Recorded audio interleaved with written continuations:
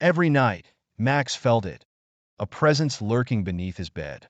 It was an uneasy feeling, a chill that settled into the room as soon as he turned off the lights. He would lie there, rigid and alert, listening for the slightest creak, the faintest whisper. But like clockwork, each night as he finally closed his eyes, sleep would eventually overtake his fear. But tonight was different. Max had a bad feeling from the start, an instinctive dread that he couldn't shake. The air felt heavier, thicker somehow, and the darkness seemed to press closer than usual. He lay in bed, staring at the ceiling, heart pounding as he listened to the silence. And then he heard it, a faint scraping sound, like fingernails against wood, coming from beneath his bed. It was slow and deliberate, each scratch echoing louder in the quiet room. Max held his breath, gripping his blanket so tightly that his knuckles turned white. Just my imagination, he whispered to himself, trying to push the fear aside. He closed his eyes tightly, willing the sound to disappear. But it didn't.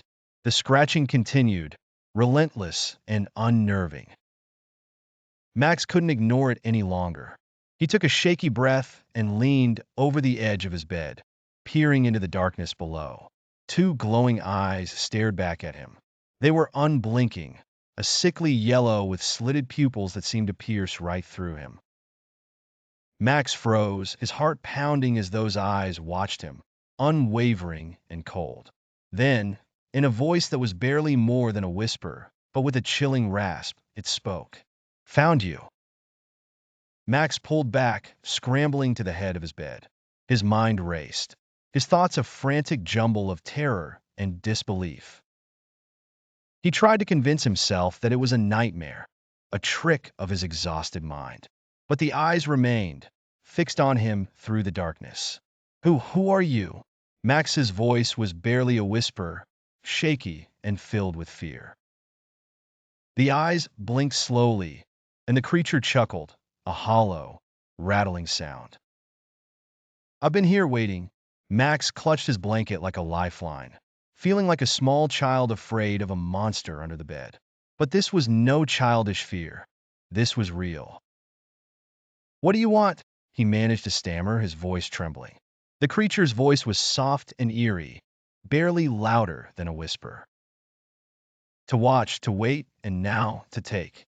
Max felt his chest tighten. To take what? Another slow, deliberate blink. "You." Max's mind raced, desperate for a way out of this nightmare. He glanced toward his bedroom door, but the creature's eyes never wavered, and he knew that whatever was under his bed wouldn't let him escape so easily. He forced himself to sit up, summoning every ounce of courage he had. "You're not real," he muttered, more to himself than to the creature. "You're just a dream." The creature laughed again, a dark, dry sound like wind rustling through dead leaves. "Is that what you tell yourself each night, Max?"